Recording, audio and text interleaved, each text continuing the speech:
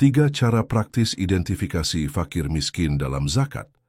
Zakat merupakan salah satu rukun Islam yang memiliki peran penting dalam membantu sesama, terutama bagi mereka yang membutuhkan. Agar zakat yang diserahkan tepat sasaran, penting bagi muzaki, wakilnya, atau petugas amil untuk dapat mengidentifikasi orang yang berhak menerima zakat, yaitu fakir dan miskin. Dalam video ini, kita akan membahas 3 cara untuk mengidentifikasi fakir miskin, sehingga zakat disalurkan secara tepat sasaran.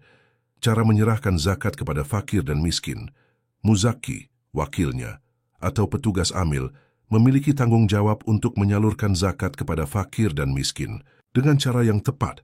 Berikut adalah 3 cara yang dapat digunakan untuk memastikan zakat diberikan kepada orang yang berhak.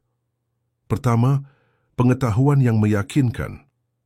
Pengetahuan yang meyakinkan berarti muzaki, wakilnya, atau petugas amil mengetahui dengan jelas bahwa seseorang memenuhi kriteria fakir atau miskin secara fiqih. Dalam hal ini, penerima zakat telah terbukti status fakir miskinnya melalui informasi yang jelas dan pasti, seperti bukti ekonomi bahwa mereka benar-benar dalam kondisi fakir atau miskin, sehingga membutuhkan bantuan zakat. Syarat kedua pasandas, dugaan kuat atau dan. Dugaan kuat berarti zakat diberikan berdasarkan pengamatan terhadap kondisi kehidupan seseorang yang tampak secara kasat mata dari luarnya.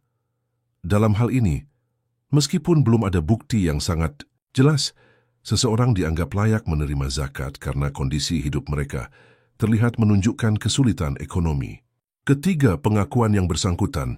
Jika tidak ada pengetahuan yang meyakinkan atau dugaan kuat, maka zakat dapat diserahkan kepada orang yang mengaku fakir atau miskin, meskipun tanpa bukti formal, seperti sumpah atau saksi. Hal ini menunjukkan pentingnya kepercayaan dalam menilai apakah seseorang benar-benar berhak menerima zakat.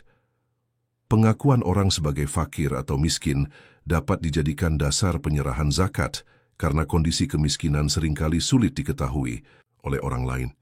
Yang paling tahu adalah si fakir atau si miskin itu sendiri. Berbeda dengan kondisi seperti kebangkrutan, jumlah tanggungan keluarga, atau besarnya utang, yang pengakuannya harus disertai dengan saksi yang adil bukan pendosa, yaitu 2 orang laki-laki, atau 1 laki-laki dan 2 perempuan. Dengan ketiga cara ini, pengetahuan yang meyakinkan, dugaan kuat, atau pengakuan berstatus fakir miskin dari orang yang bersangkutan, zakat dapat diserahkan kepadanya dan hukumnya telah sah menurut syariat.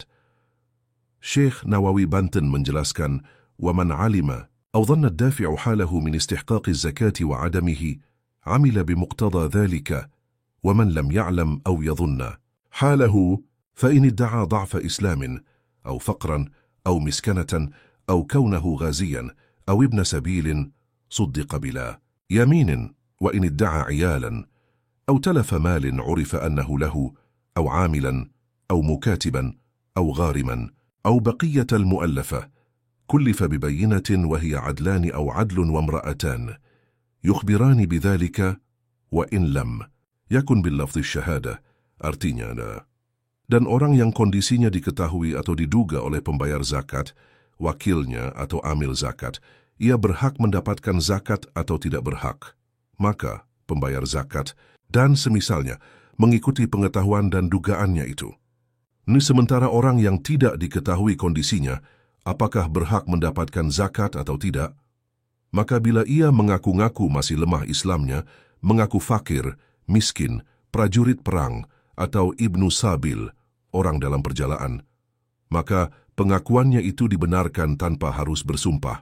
Namun bila ia mengaku punya tanggungan keluarga, mengaku hartanya rusak yang diketahui harta itu miliknya, mengaku amil, mengaku budak mukatab yang sedang menyicil untuk menebus kemerdekaannya, mengaku sebagai orang yang punya utang atau jenis mu'allaf lainnya, maka ia dituntut mengajukan bayinah atau saksi, yaitu 2 laki-laki adil bukan pendosa, atau 1 orang laki-laki adil dan 2 perempuan yang dapat mengonfirmasi pengakuannya, meskipun tanpa ucapan persaksian.